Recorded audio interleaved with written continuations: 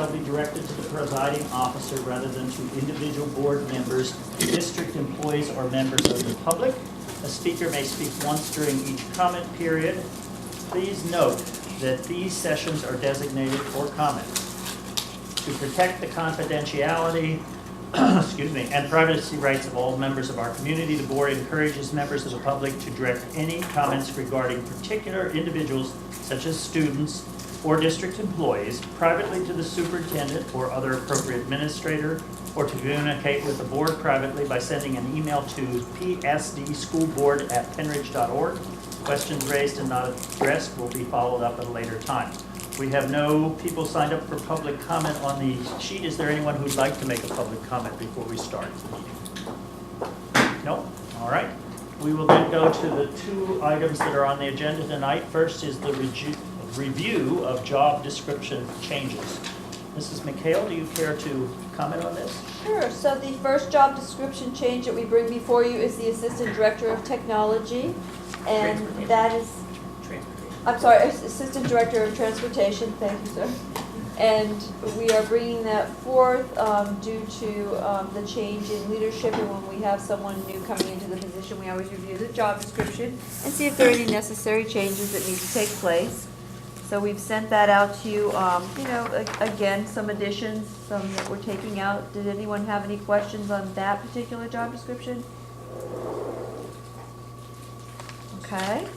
The second is a little bit of a change. This is also being brought forth and reviewed due to the retirement of our tax secretary. This position is 1,150 hours, which averages out to about 4.5 hours per day. We're not asking for any additional hours or days attached to this position, but we would like to remove some of the duties that were attached to the tax secretary that are obsolete at this point, and add in duties that would be related to the technology department. The intent is to take away some of the clerical tasks that the technology technicians are doing at this time and free them up so that they could then focus better on the needs of the students in the classroom. So it would be more of a hybrid position now, a tax secretary and technology secretary. And I believe Mr. Daubert also sent out a little description of the request for this position. Did anybody have any questions on that? Yeah, I just want to highlight one piece, and it was in the email, but for the sake of the community, that this is, as we move towards one-on-one and have more devices in classrooms that need more support, we really are looking at ways to provide our techs with additional time without providing for extra techs if necessary. And so to be able to not recommend a new tech for next year, even though there's going to be additional devices, this is one of the positions to be able to do that.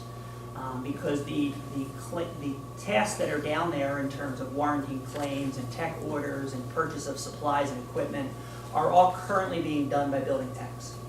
And so to be able to have a person who can shoulder those clerical tasks will free up the techs to actually work in the classrooms with the teachers. And so we're excited by the extra time that they'll have for that if this position were to be approved. So thanks for your consideration. Okay, so if we have no questions on those two, then are we good moving these to the? Yes. Is the board prepared to move these to a vote on the 25th? Okay.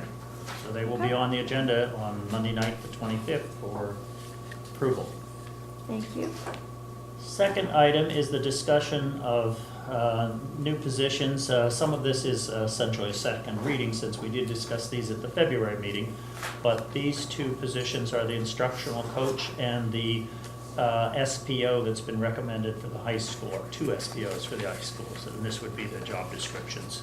Do you have any further comments on those tonight? I think I'm going to defer to Dr. Bolton for the instructional coach if there are any questions. So we spoke about the instructional coach in terms of the purpose of the position, but wanted to put the job description in front of you since this is a new position for Pennridge. And so as we said verbally, we really contacted multiple schools. We looked at 6 different job descriptions for other school districts that have similar positions. Some call them instructional coaches, some call them job coaches, some call them academic coaches. They have different names, but really they are teacher-specific classroom support. So these would be teachers who would then take these as positions and would provide the support. If you remember, the recommendation is to look for 3 of them, 1 at the elementary level and 1 at the secondary level. The recommendation would be that they would be permanent positions. The expectation is for the first year, they would be teacher on special assignment. That would allow both the district and the teacher to make sure that this is the right job for them, because if teachers leave, they give up their contractual rights in terms of their classrooms, and so that gives them a 1-year buffer. We're more likely to get teachers to apply if they know that if it's something that just doesn't work out for them, that they can go back to their classroom as opposed to lose that. At the end of the first year, the expectation is they would become like the tech integrators, where they would be teachers, but they would be assigned to this position, and so then we would fill their classroom with a contracted person behind them. The third one that we're looking for is just a K-5 literacy instructional coach. The recommendation is for that to be a 3-year position only, so it would be a teacher on special assignment for 3 years, again, expecting to have wonderful internal candidates for that. And that really is to shepherd our reading and our writing pilots through until all of the schools have them implemented, and that's at the end of year 3, will be a whole year of the cycle of both programs being in all 7 elementary schools. And so to provide teachers that the importance of the literacy program at the elementary level are obvious, and to have this person provide that classroom support for them. If you remember, this is part of the recommendation where we took the 6 curriculum supervisors and reduced that number to 4 and used that cost savings for these 3 instructional coaches. And so this is, again, not new money in the budget, but is a reallocation of current money in the budget for these 3 instructional coaches. I would like to comment that I'm not totally comfortable with the recommendation, as I've told you, Dr. Bolton. I believe the rest of the board knows that as well. I do think that our supervisors have provided a very valuable service and that they are busy. And I am concerned that despite the fact that you are shifting some of the burden or some of the responsibilities to these instructional coaches, that need will still be there and perhaps not fully filled. I am glad to see that we're considering and presumably going to approve the instructional coaches. I think that's a good addition. You're going to interview inside and outside, I presume, for these individuals, should they be approved? Yeah, my philosophy for these types of positions is to post both internally and externally, although obviously for this type of position, internal candidates will have a huge advantage in terms of knowing the system and knowing our instruction, and I'm confident we'll have wonderful internal candidates. But I do think it's good for a system to look, to make sure that we're not just closing ourselves off to what is here and to look what's outside, to have that as a consideration. And my other concern is, as always, when we create this kind of position, that you look for and hopefully choose the best teacher for the position. The trouble with that, as I see it, is you lose that best teacher from wherever they are currently. And I know cases where this has happened in the district, and it's a very mixed feeling in my opinion. Because yes, you gain something here, but you also lose something here. And sometimes that's something that's very hard to replace, at least in the initial situation. So that's always a concern. I know you don't want to hold people back from doing something bigger and better, but I still think it's something to be concerned about. I don't know how you choose knowing whether that's a positive or a negative on balance, right? Right. But those are my concerns about this. Thank you. Any other comments or questions on these job descriptions? So the board, John? I'm glad that we are, that the new reading program is so important. And I'm glad that we're going to have people right in the trenches with the teachers to kind of guide them through the process, because otherwise, it wouldn't be as effective as it should be if we didn't have these people being guided along the way. And I do understand the point about, you lose a good teacher to this. On the other hand, it's going to give the opportunity for someone to rise up and shine in a role as a good teacher. We do have a lot of great teachers, so that's the good news. I think we'll have a lot of good people to choose from. I think it will be a net benefit for us, I think.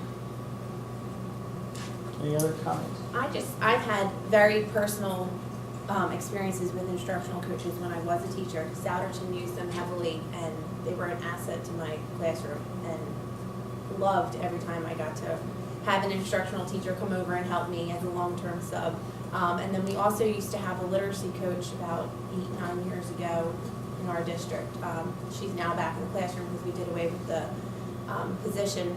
But I was a long-term sub in this district, and she came in every day and helped me with my writing program. And it was a wonderful experience for me and my students to have somebody to co-teach with. So I see the strengths in this, and I support it. I'm excited about it. Other comments? I think it's a great opportunity for teachers that are great teachers to advance themselves as well. And we can bring other great teachers into the district, so there's a win-win, I think. Prepared to advance this to the board for approval on the 23rd. Okay. Thank you. So then the last item is the school police officer job description. And there are no additional changes to the school police officer job description. I believe that we're just bringing it forward again for additional comment, and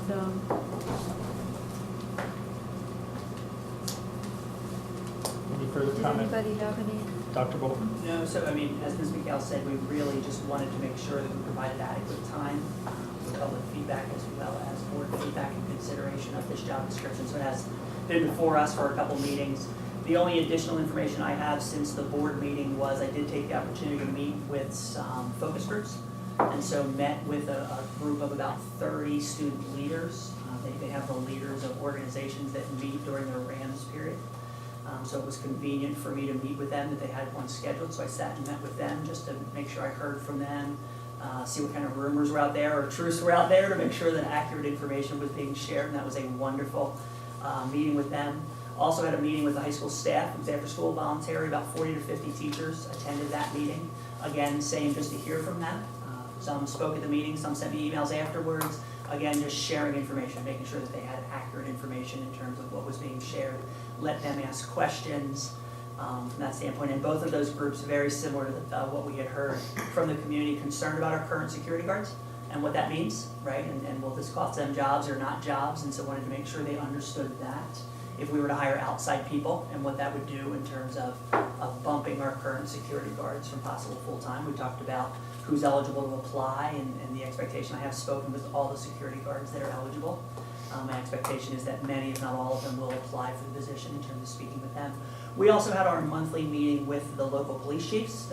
I'm sorry, not monthly. We have a quarterly meeting with the police chiefs, and it actually happened a week ago.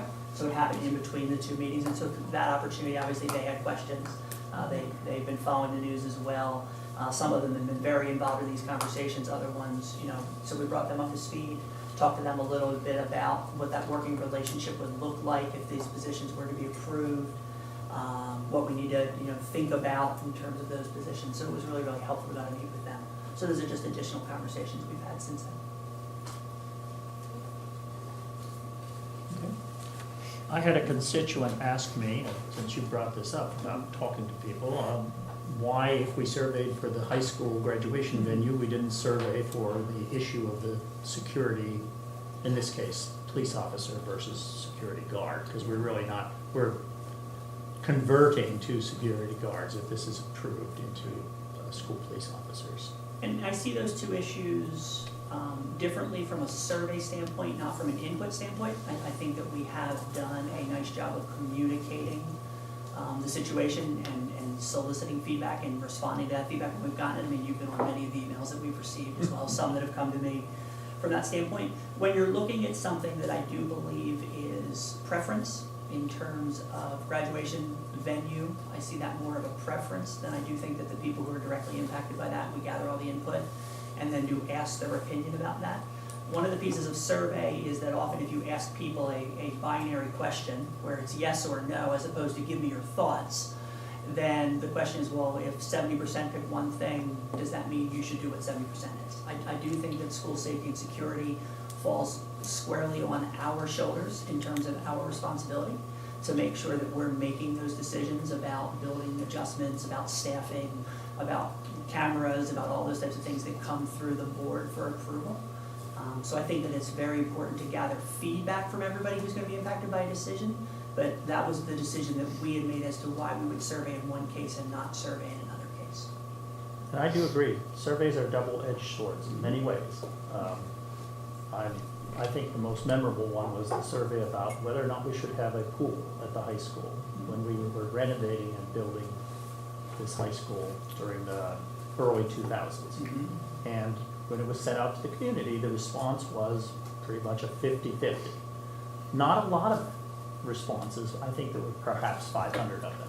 Don't quote me on that number, but it was relative to the size of the community, not a huge number. But they were almost split dead down the middle. And then what do you do, right? Because then you had the survey results, but no conclusive evidence that either was the real choice. Did most people not care? Was that what that said? Not clear. And I think that's true of most surveys, that you don't get a huge number. And I know from personal experience, I'm always being surveyed. You can't go anywhere without being surveyed. I went and had a recall on my vehicle the other day, and they sent me a survey immediately. I really need this?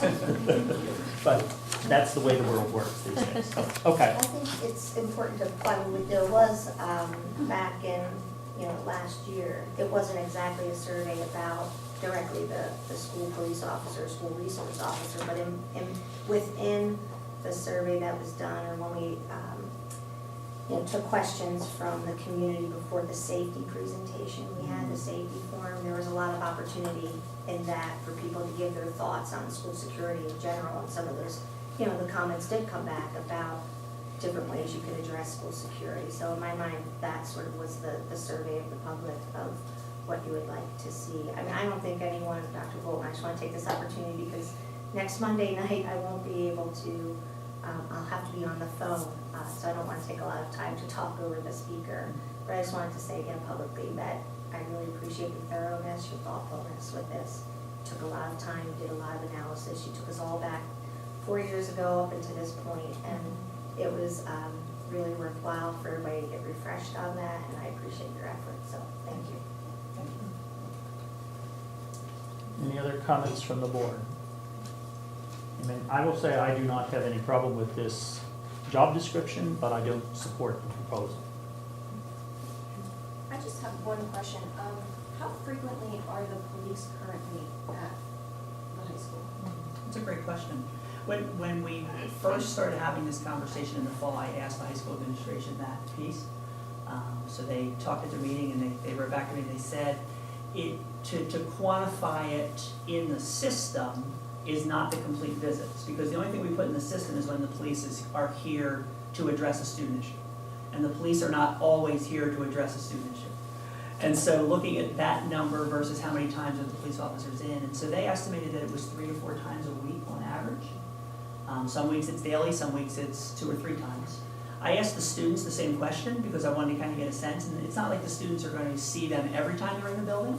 And the students said, well, we see them regularly, we see them. And I said, well, do you see them every week? They said, yeah, we see them every week. I said, do you see them a couple times every week? They said, yeah, I think most weeks we do see them a couple times every week. Either walking around or they're there, or they hear the rumor that they're in the building. And that's usually when they're dealing with a student issue. Maybe they're only in the office from that standpoint. So if you were to estimate currently, we would say that 3 to 4 times a week there's a police officer in the building.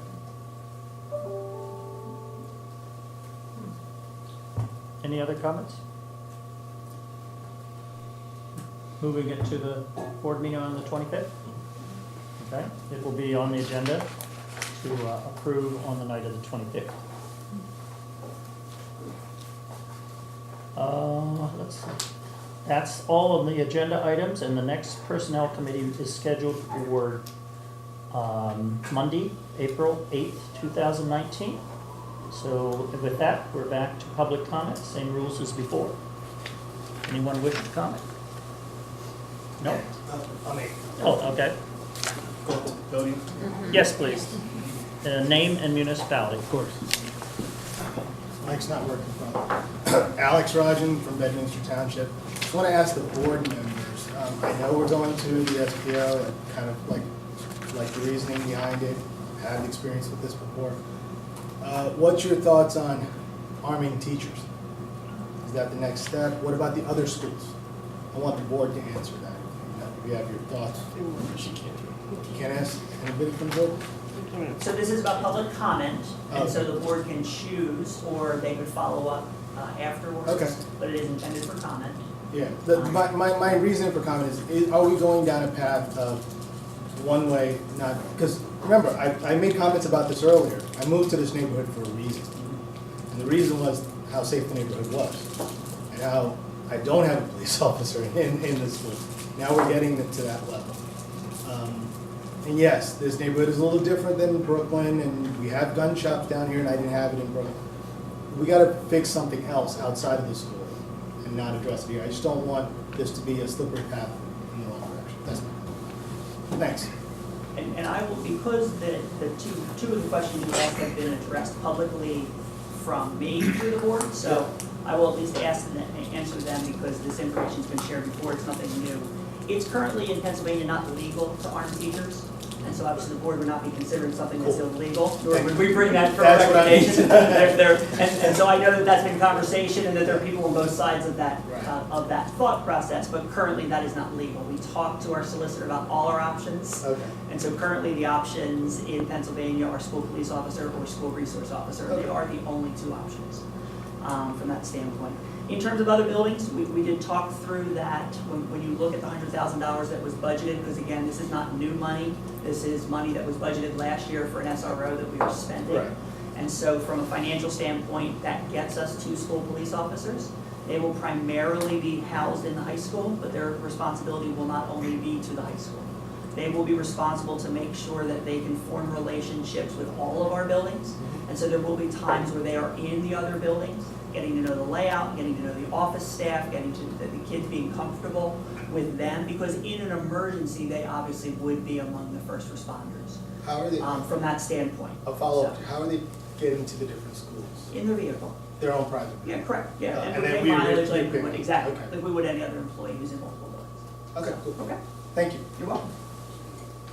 Any other public comment? Yes, sir.